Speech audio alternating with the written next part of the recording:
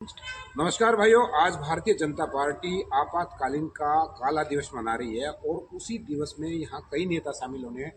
स्थानीय नेता भी और स्टेट के नेता भी और केंद्र के जो गजेंद्र शेखावत है पर्यटन मंत्री, वो भी आएंगे। लेकिन एक विचित्र बात हम आपको दिखाएं कि ये वो लड़कियां हैं जिन लड़कियों के बारे में कहा जाता है कि बेटी बचाओ बेटी पढ़ाओ का नारा हरियाणा से दिया गया, लेकिन ये सभी बेटियाँ अपने हक के लिए लड़ाई लड़ रही है। और इनका कहना है कि ये जो है 25% का इनको वादा किया गया था हरियाणा पुलिस में वैकेंसीज का, और जो है अब इनको केवल 10% ही दिया गया है। अब उस मांग को पूरा करवाने के लिए दर दर भटक रही है। सीएम हाउस गए हैं, हर एक मंत्री के पास जा चुके हैं, लेकिन इनकी सुनने वाला कोई नहीं है। आइए इनका दर्द सुनते हैं। इनका दर्द क्या है? जी, नाम बताओ। जी, मेरा नाम शिवानी है और मैं करनाल से आई हूँ। सर, हमें पता लगा था कि यहाँ पर भाजपा राष्ट्रीय अध्यक्ष आ रहे हैं, नितिन नवीन सर। हम उनके सामने अपनी समस्या लेकर आए थे। देखिए सर, हरियाणा में जो भर्तियाँ निकलती हैं हर बार, उन वैकेंसियों में से सिर्फ लड़कियों को 10% दिया जाता है, जबकि हम सब जानते हैं कि हरियाणा के अंदर लड़कियों की जो भागीदारी है वो 47.2% है। हम पूछना चाहते हैं सर कि जब हम समाज में 47.2% भागीदारी निभा रहे हैं, तो प्रशासनिक और सैन्य संस्थाओं के अंदर हमें सिर्फ 10% हिस्सेदारी क्यों मिल रही है सर? तो आप जनरल कैटेगरी में ओपन भी भर सकते हो, 10% तो आपका है ही कोटा। सर, वो 10% हमारा कोटा है, लेकिन 10% पे ही रोक दिया। हाँ, वो हमारा सीमित कर दिया गया, क्योंकि जो 90% वैकेंसी है वो सिर्फ उनको दी गई है और हमें सिर्फ 10% किनको? दी गई है, लड़कों को दी गई है।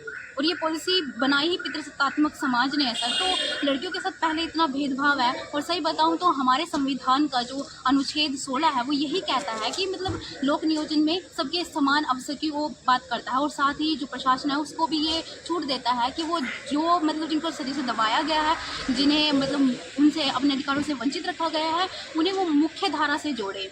तो फिर उसके लिए वो आरक्षण लागू कर सकते हैं सर। कहने के लिए तो हमें आरक्षण दिया गया है, लेकिन हकीकत में तो ये है कि हमें हमारी जितनी भागीदारी है उतनी हमें हिस्सेदारी भी नहीं मिल रही है प्रशासनिक और सैन्य संस्थान के अंदर। क्या चाहते हो? सर, हम यही चाहते हैं कि जितनी हमारी समाज में भागीदारी है, 47.3%, तो हमें प्रशासनिक और सैन्य संस्थाओं के अंदर उतनी ही हिस्सेदारी मिले। ठीक, नाम बताओ। सर, मेरा नाम नीलम है और मैं चरखी दादरी से आई हुई हूँ। मैं बात करी हूँ हरियाणा पुलिस वैकेंसी की, जिसमें जो 56 आई हुई है, उनमें लड़कों को 4900 वैकेंसी मिली हुई है और लड़कियों को 600।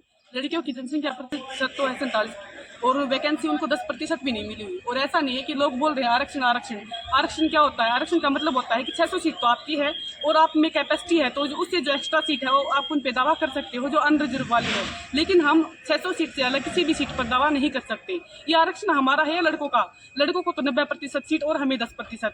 अगर हम उन सीटों पर भी अपना दावा कर सके, अधिक अंक लेकर अगर हम दावा कर सके, तो हम मानते हैं आरक्षण है। ये कौन सा आरक्षण है जहाँ पे एक अदर स्टेट का लड़का 50 नंबर लेके एग्जाम में बैठ जाएगा, और हमारे हरियाणा के बच्चे हैं, हम 75, 76, 77 नंबर लेके बैठे हैं, और हमें ये भी नहीं पता कि हम एग्जाम में बैठ पाएंगे कि नहीं बैठ पाएंगे। ये सरकार की कौन सी पॉलिसी है? हमारे चेयरमैन हिम्मत सिंह सर है, बहुत अच्छे हैं, वो कई बार हमें गाइड करते हैं कि एग्जाम में ऐसा होगा ऐसा होगा, लेकिन उन्होंने एक बार भी खुलकर मीडिया में आकर ये नहीं बताया कि जो रिजर्वेशन पॉलिसी है वो कौन सी लगेगी। और इस चक्कर में बहुत सारे बच्चों ने EWS में फॉर्म अप्लाई कर दिए। अब ये बताओ, मैं एक गरीब घर से हूँ, मैं सरकारी स्कूल में पढ़ी हूँ, मेरे पास मौके नहीं थे, फिर भी मैंने पढ़ लिख के 76 नंबर लिए हैं, 77 नंबर मैंने लिए हैं, और उसके बाद भी मुझे इस बात की तसल्ली नहीं है कि मुझे एग्जाम में बैठने दिया जाएगा कि नहीं बैठने दिया जाएगा। अदर स्टेट का कोई बच्चा है, 50 नंबर है, उसके जनरल कैटेगरी से उसने फॉर्म फिल कर रखा है, वो हरियाणा पुलिस के एग्जाम में बैठेगा।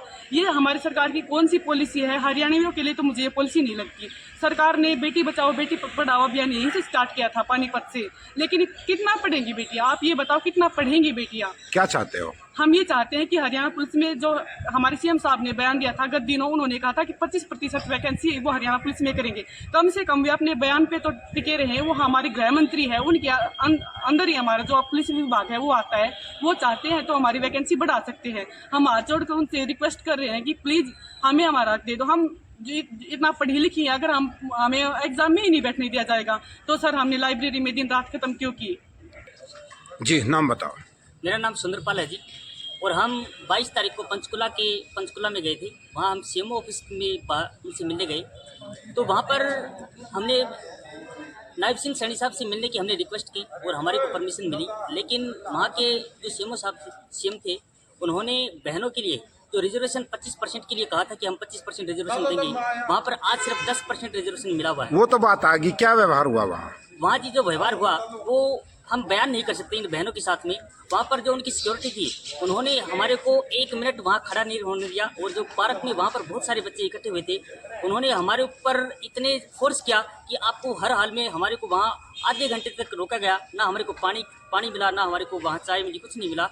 और इन बहनों का जो दर्द था वो मैं बयान नहीं कर सकता, लेकिन बहुत बुरा हुआ, बहुत बुरा हुआ। तो ऐसा नहीं होना चाहिए। मैं सीएम साहब से रिक्वेस्ट करता हूँ, इन बहनों को न्याय दे और इनको जो रिजर्वेशन है वो दें, क्योंकि इनका लास्ट मौका है। और अगर ये मौका नहीं मिला तो इनका भविष्य दलदल में धंसता जा रहा है। इसकी पुकार सुनी जाए। हाँ जी, मेरा नाम आरती है। मैं भापरा गांव से आई हूँ, हरियाणा से। हम लड़कियां जो है यहाँ पे आज इकट्ठा हुए हैं। हम लोगों को अपने लिए जो है सीट की मांग करनी है। जैसा कि आप लोग जानते हैं, हरियाणा में पुलिस वैकेंसी की जो है पोस्ट आई हुई थी, जिसमें लड़कियों को बहुत ही कम पोस्ट मिली है। हम लोगों ने अपनी पोस्ट बढ़वाने के लिए तो पोस्ट जितनी होंगी उतनी तो देंगे, खाली जितनी है। हमें 25% के लिए बोला गया था कि आपको 25% जो है वैकेंसी दी जाएंगी। खुद सीएम साहब ने ये बोला था, लेकिन उन्होंने 10% वैकेंसी ही हमें दी है। हालांकि कहाँ गए हो इस मांग के लिए? सर, इसके लिए हम लोग सीएम हाउस भी गए हैं। वहाँ से लड़कियों को बेइज्जती करके इन्होंने भेजा है वापिस। आज हम यहाँ रोहतक में भी आए थे, लेकिन रोहतक में जिस कार्यक्रम में हम आए थे, जिन अध्यक्ष से मिलने आए थे, उनका जो है यहाँ पर आने का प्रोग्राम कैंसिल हो गया है, जिसकी वजह से हम लोगों को आज लग रहा है फिर से निराश होकर लौटना पड़ेगा। लेकिन हम लड़कियाँ कब तक निराश होकर कहाँ से लौटते रहेंगे? हमारी सीएम साहब से यही मांग है कि वो अपने किए गए वायदे को निभाएं, वो अपने वायदे से ना मुकरें। धन्यवाद।